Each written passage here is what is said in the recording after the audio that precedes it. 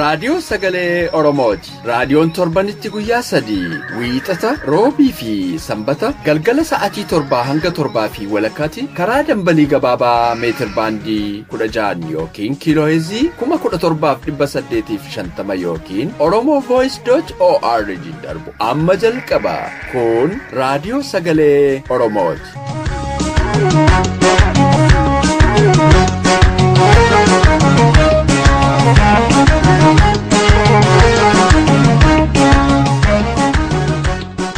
Akka mul'atan dhaggeeffattoota keenya kabajamoo kun qophii keenya sanbata raadiyoo sagalee Oromoo irraa kan isiniif darbu qophiilee keenya beeksisuun kan isin waliin turaan walii gammeeti. Qophiilee keenya irraa oduu fi qophii waaree mareeti. Muuziqaa torbees ni qabna. Hanga qophii keenya xumuraatti akka nu waliin turtan isin affeerra. Amma gara oduu keenyaatti isin dabarsa.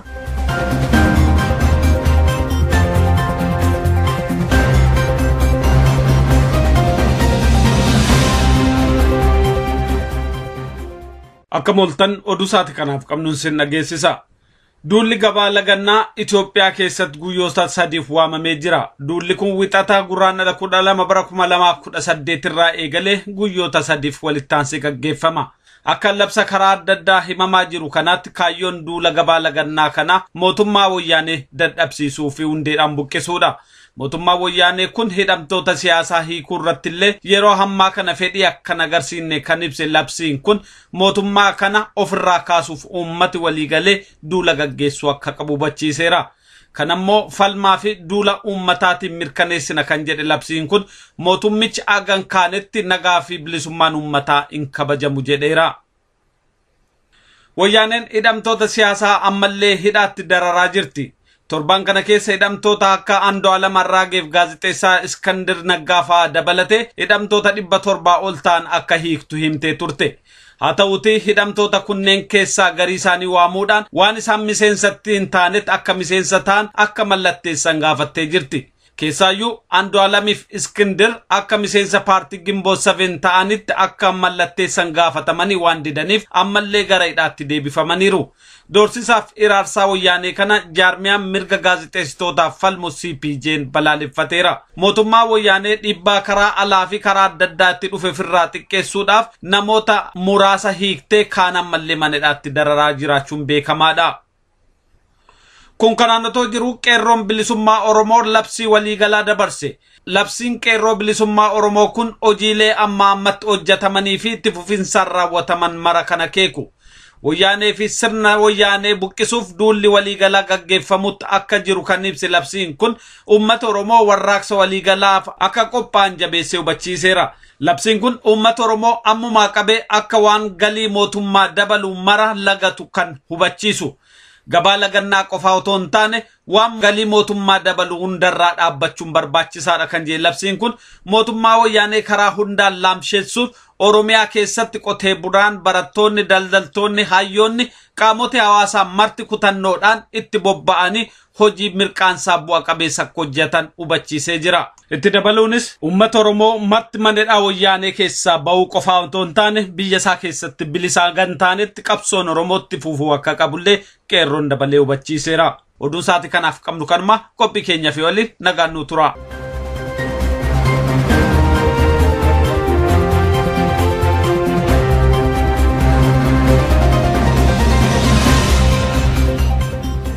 Jaasi sagantaa keenya dilee waaree maree dhiyaata.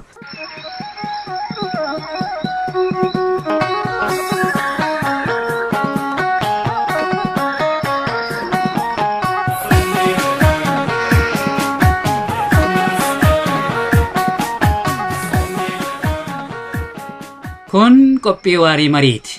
Qophiin kun torbanitti sanbata galgala yeroo kana dhiyaata. Kaayyoon qophii waaree marii aadaan wal marii wal dhaggeeffannaa fi ilaafilaameen hawaasa Oromoo gidduutti dagaagee wal hubannaan akka jiraatu taasisuudha. Qophii waarii marii.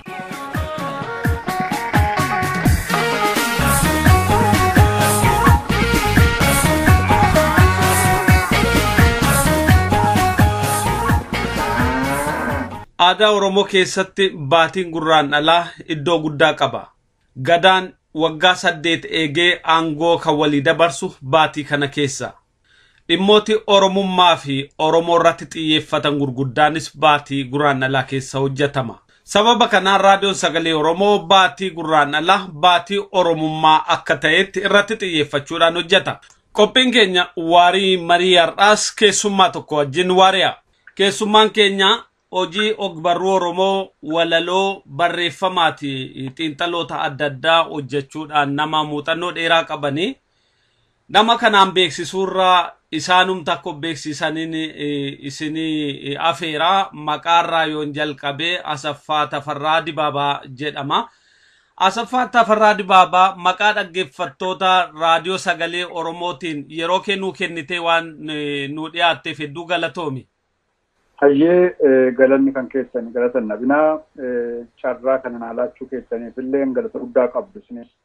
Hayyee mee Asaffaa Tafarraa Dibaabaa kun eenyu? Hayyee egaa ani akkasii jechuun illee nama dhibbii haasaatu obbeeksisuudhaaf hamma ta'e irraa himaa gabaabse. Ani maqaa koo himtee jirta. Dhalootaani dhalata ilma Oromooti Oromiyaa keessatti kanan dhaladhee guddadhee ilma qotee bulaati. Hojiidhaan immoo hojii barsiisummaa irratti bobba'ee ture yeroo biyya jiraachaa ture jechuudha. Egaa maatii keessaati maatii guddaadha maatii nama 10 obbolaan kiyya nama 10 keessaati ani ilma hangafaa. Ammallee umriin gara deemuuti hasaatu hammani 2010 dhiibamee agartee hojjechuudhaaf jiraachuun dadhabamtee biyya bahutti hojii barsiisuutii fi hojii qorannoo geggeessuu hojii ammoo akkuma tiyyuu kaaftee barreessuu kan irratti bobba'aa ture jechuudha yeroo biyya ture. Egaa barnooti kiyyaa waa'ee agartee dhimma hawaasummaa kanaan ol qabataa aadaatiin ol qabataa ogbarruu kana kitaabotti maxxanfamanii jiru jechuudha. Kitaaba akka Anaaniyaa dubbistoonni hin beekan jedhee san abdadhaa.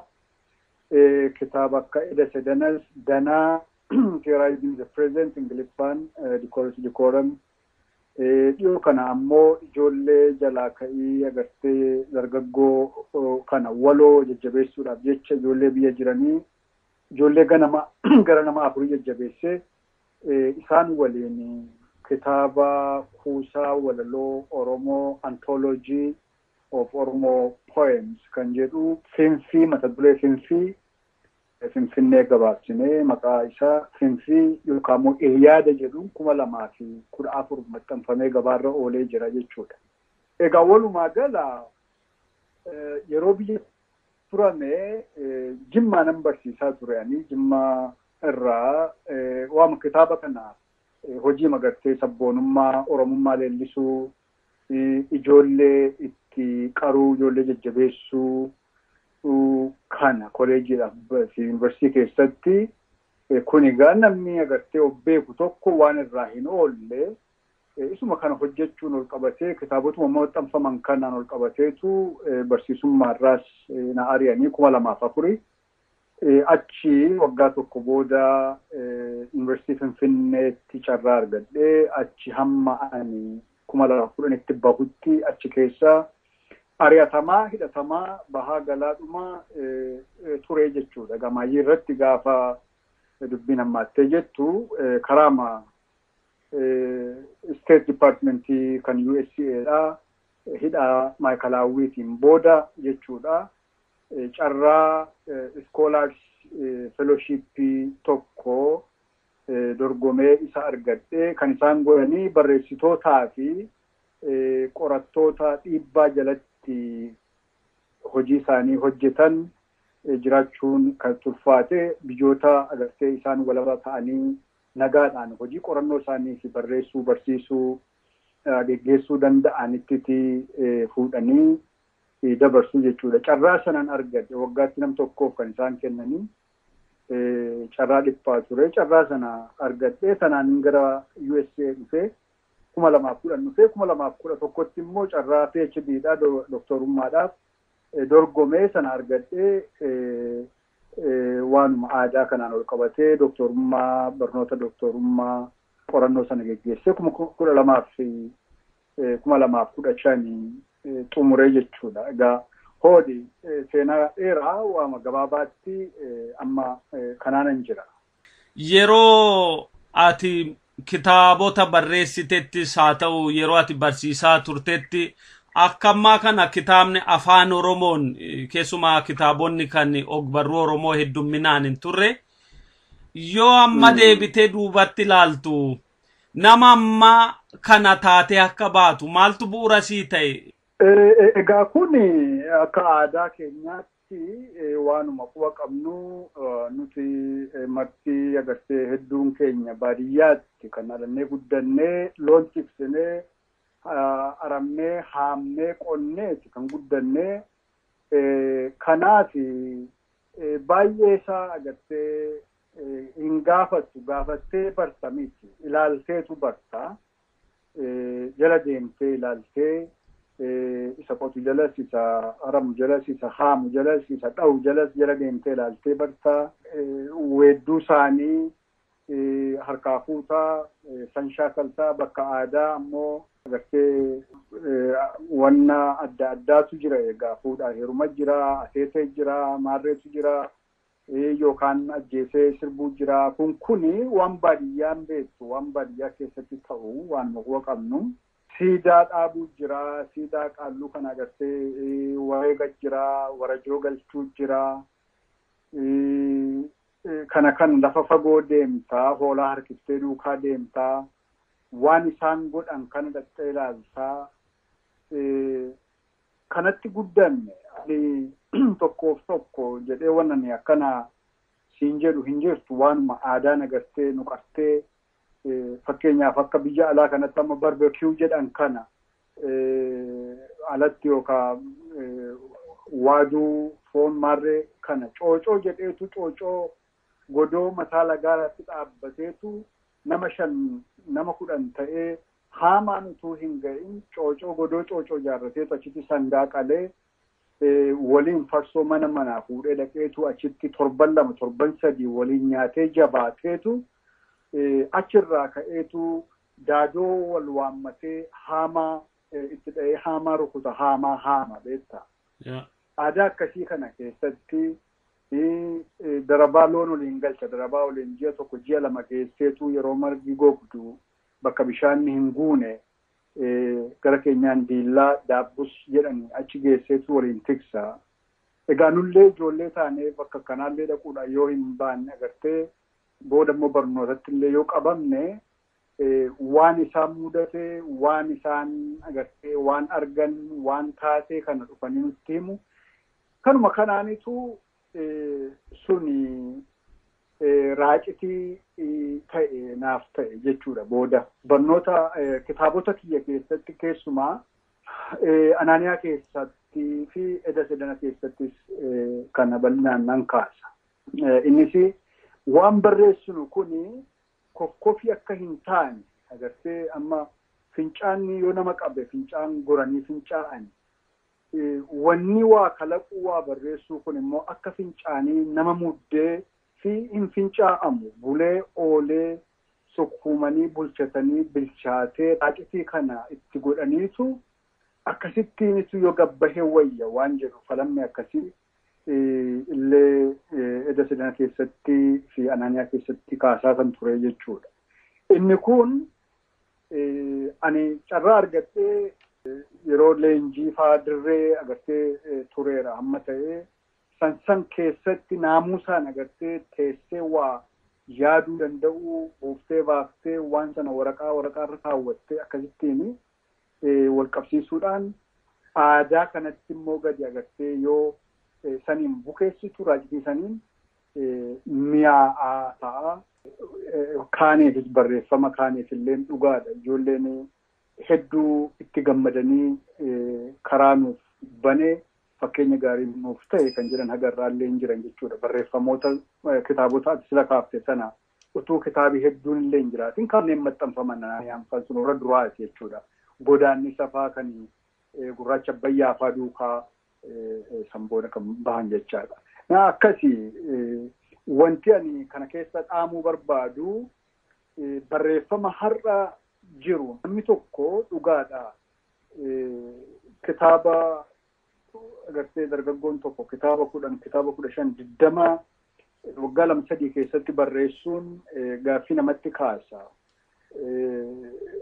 10-15 barreessuurra kitaaba 2-3 bilcheeffatanii namoota agartee muuxannoo qaban dubbisiifatanii akkasittiin bilcheessanii baasuun gaariidha. Maaliif nuti eega barreessuu jalqabnee maxxansuu jalqabnee waggaa 20 hin guunne. Kanaaf dhaloota dhufuu fi bu'uura nuti jechaadha. Bu'uura keenya darbina eega ta'ee wanti nuti hojjennu waan maqaa qabu waan bilchaataa yoo ta'e gaariidha. Hojiin kan koccaala jechuudhaafan jedhamiti inni kun waanuma itti yaadamuu qabu asumaan kaasuu barbaadeetanii ulfaadhu kana jechuun barbaade. Hedduu bareedaadha. Amma yoo ilaaltu Oromummaan maali siifi? Gaaffii laayyoo miti kun beektaa Oromummaan har'a sorboo fi sorkoo taateetti beektaa silaa Oromoon akka itti of beeku Booranni warra nagaati ofiin jedha. Oromoon nagaa qaba, nagaa beeka. Booranni warra nagaati jedha. Maal jechuudha? Yoo wal dhabdellee obboleessa kee wajjin utuu araara hin buusin, utuu nagaa hin buusin aduun sirraan hin dhihin jedha jechuudha. Kuni dhaamsa guddaa Oromoon safuu qaba. Agartee haala itti waliinis ollaa isaatiinis nagaa buusu, nagaatiin buluu qaba jechaadha. Oromummaan san nagaadha, mallattoo nagaadha. Salaaleeni warra aagaati waliin jedha, warra waadaati waliin jedha. Asumaan fakkeenya fi kaasuu fi maal ilma kee giddii qabee maaltu siigame yaa birruu kennee silaa warra aagaati daama hedduu rakkannee jedha. Bara agartee abbaan Taaddasaadhaa birruu kennee Xaaliyaanii deemee mucaa fuudhee Taaddasaa ijoollummaatti achi deemee achitti du'ee jechuudha. Waan nagaa waan aagaa kana akkaataa itti dhaaman qaban silaa warra aagaati daama hedduu daama guddaa rakkanne jedha jechaadha Oromoon. Oromummaan egaa sadarkaa haa qabaattu wanti guddaan garuu safuu irratti hundaa'uusaa mallattoo nageenyaa, mallattoo aadaa fi waadaa agartee du'i waliin jedha. Waan barreessuu waan maarreedhaa hin jiru. Waadaadha waliin jennaan waadaadha. Shitii eeguun sobaan walirratti agartee ragaa bahuun wal hatuun wal sobuun walirratti ololuun hin jirtu jechaadha. Waadaadha waliin jedhee eega afaan olaqe.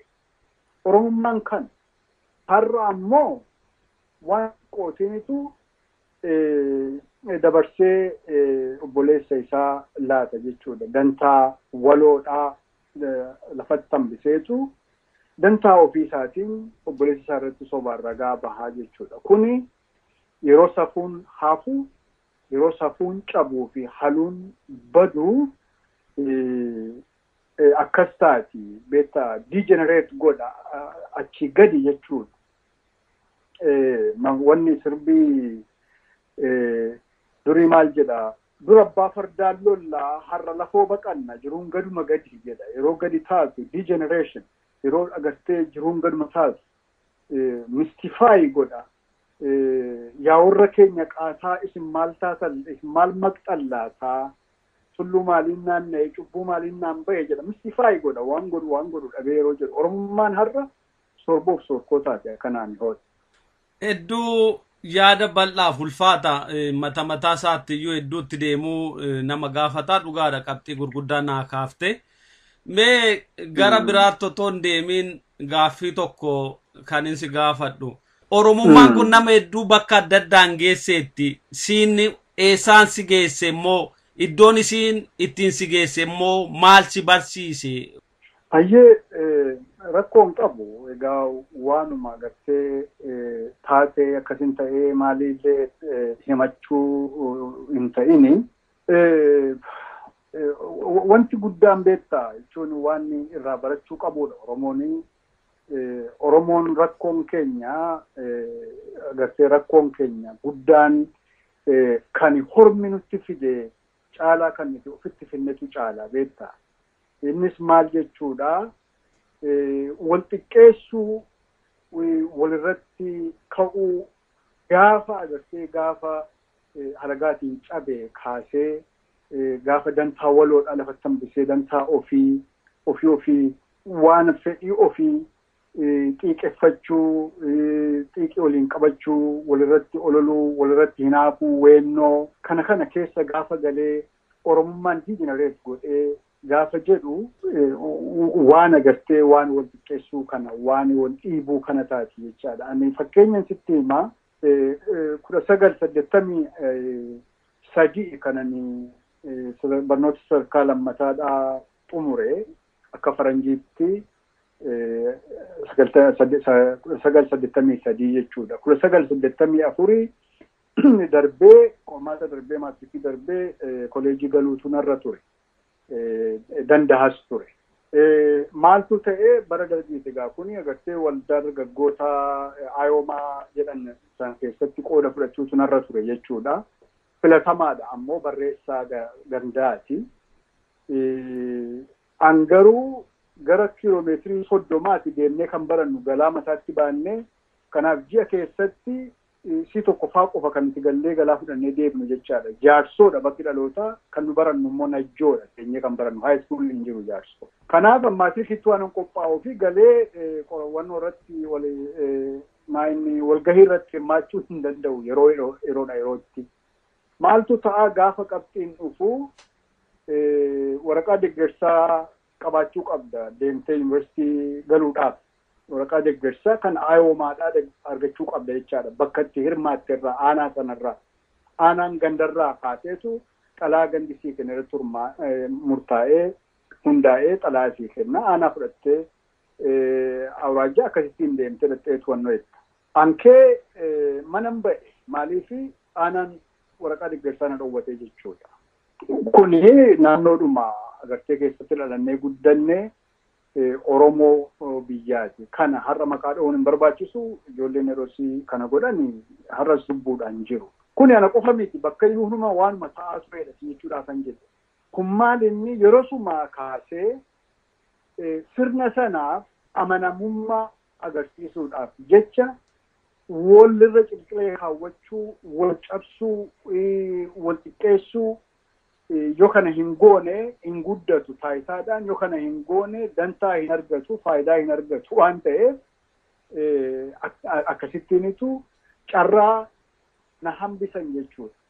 Garuu jireenya koo keessatti wanni na barsiise kun maali? Xiiqeffachuu na barsiise.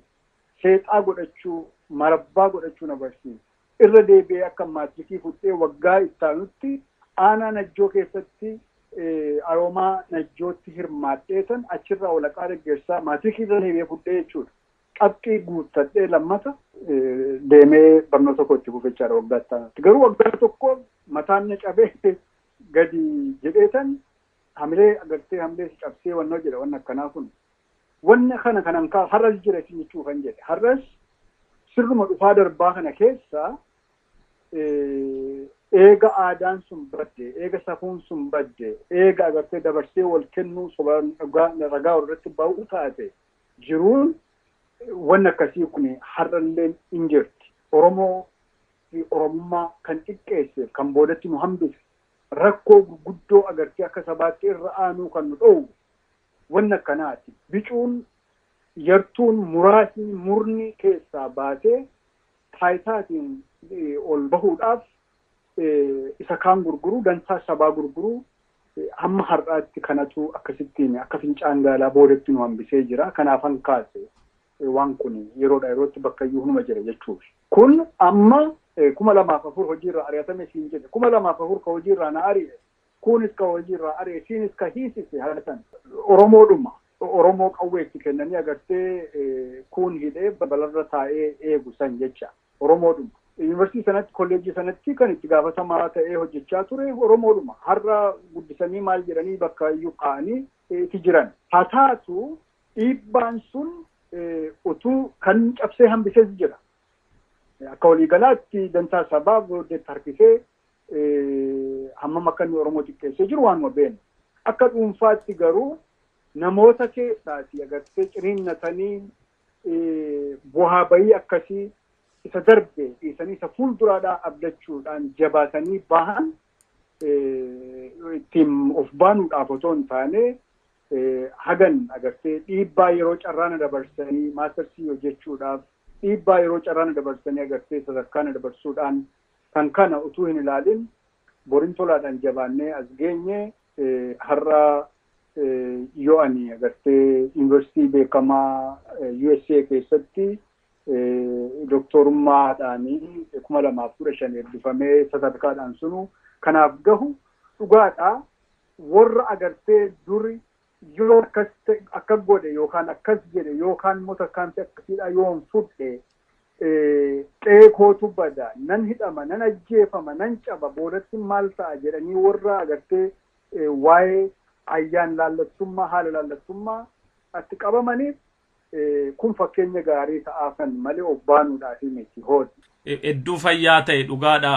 Namoonni gariin miidhaa fi roorroon akkasii yeroo laaffisee humna buusu namoota garii immoo ni jabeessa.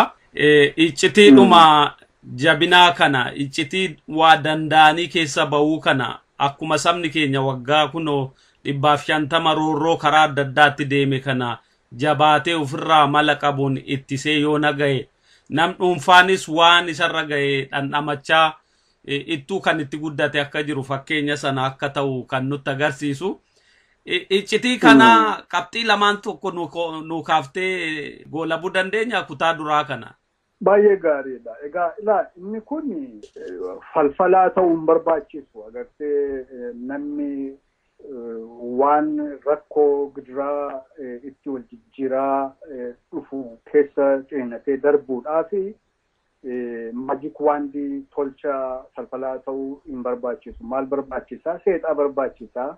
Naamusa barbaachisaa. Abdiidhaan deddeebi'uu barbaachisa. Namni nyaata malee bishaan malee oolee buluu danda'a. Garuu abdii malee ilmoon namaadhaa sa'atii tokko iyyuu jiraachuu hin danda'u. Abdii qabaachuun waan guddaa. Waan abdattu san barbaaduun immoo waan saniif achi gahuufi ammoo seexaa qabaachuu qaba. Ilmoon namaa marabbaa qabaachuu qaba. Beela'uu jira. Hijoomuu jira. Dhukkubsachuutu jira. Jabaadhu tokko biraa dhabuutu jira. Guyyaa saafaa agartee kaleessa si wajjin dhaabbatu si biraa harca'uutu jira. Yookaan himmannooftu ta'a. Ilmoon godhattu maan godhattu ta'a akkasa kaanii. Waa hedduutu jira. Yookaan mana godhattee ilmoo godhatteetu jaalala abbummaa hin agarsiiftu ta'a. Jaalala abbaa manummaa hin agarsiiftu ta'a. Waa hedduutu jira. Dhiibbaa jalatti jabaattee onnattee bahuudhaafi ciniinnatee bahuudhaafi akka dhuunfaatti yoo akka sabaatti illee ture akka dhuunfaatti illee ofitti fuuta jechuudha. Kana keessa bahuun qabaa jettee mannoo barbaada. Namni uumama waliin caalu seexaa wal caala. Kana jechuun barbaada. Hagammaa kan waliin waarine Dr. Asaffaa Tafarraa Dibaabaati dhaggeeffattoota keenya.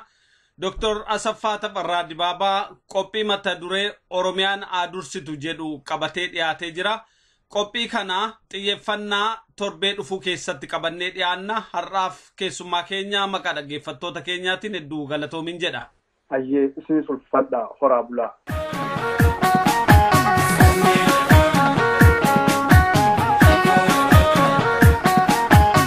hanga yoonaatti kan caqasaa turtan reediyoo sagalee Oromoo dambalii gabaabaa isinii darbaa ture. Daqiiqaa 30 waan waliin turtaniif hedduu galatoomaa. Qophiilee keenya wiixata hanga walitti deebinu nagaan nuuf tura.